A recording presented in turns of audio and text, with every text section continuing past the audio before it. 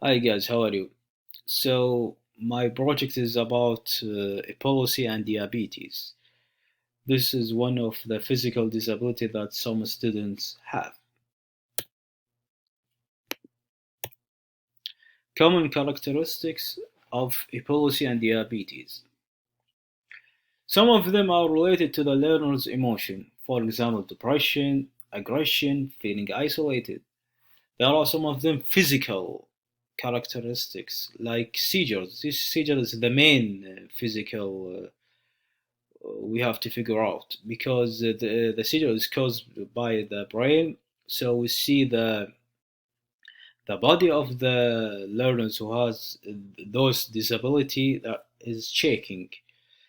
Uh, we see also that the learners they feel very tired during the class or after the class. Some of them pass out, especially for diabetes. If the learner's blood sugar uh, increasing, this one is we have to be awareness. Why we have to be awareness of those characteristic of epilepsy and diabetes? Because we want to make the learning environment safe. First of all, there are very important point we have to figure out is the role of the school. So not all the school have knowledge about the IDEA because some of school see that diabetes or epilepsy they are not considered under the IDEA, but they are considered under this law. So they have to be awareness of this disability. So some of them under very serious conditions, very dangerous. So we have to make special education for them. The school also should design. Some of school make the design, some of them not. Design location with the privacy for those for these students to go to, for example, clinic to go to get some medication, uh, and the school should provide them some nurse like that. The parents should be aware about the financial support or the federal support and the cost because not all the special education is supporting by the federal funding. They have to be awareness about the cost. They are, for example, special education for the private school. The parents should pay for that.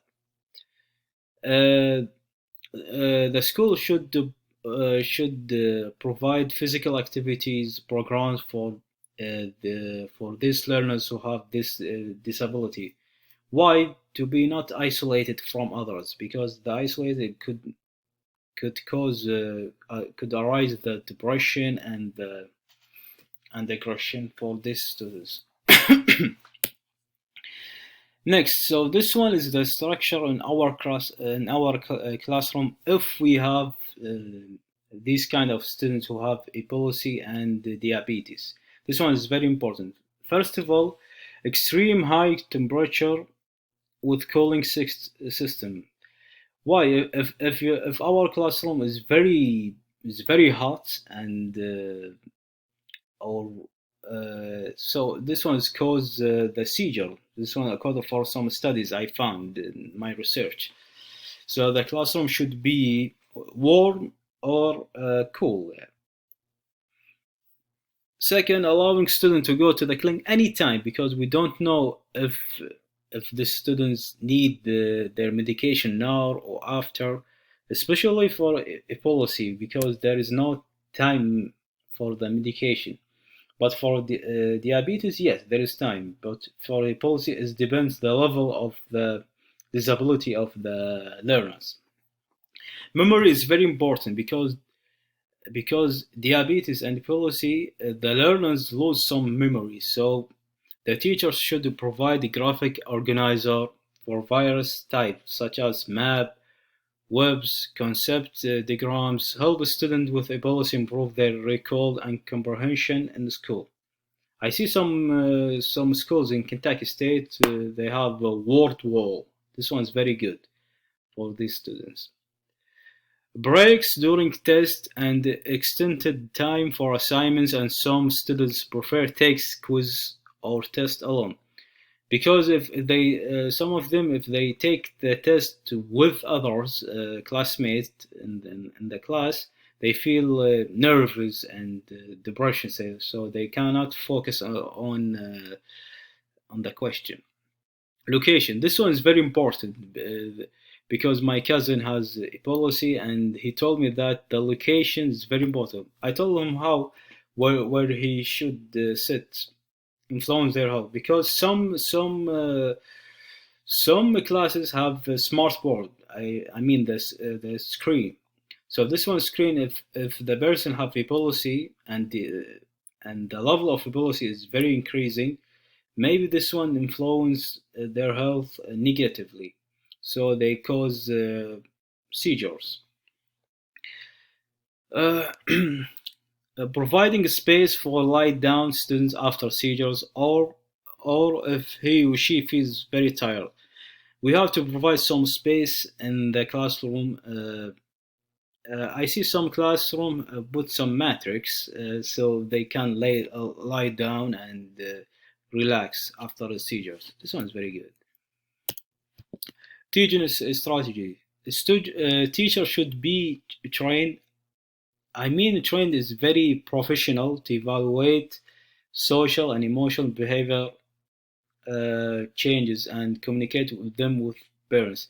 I like the idea. I found the idea about parental teacher.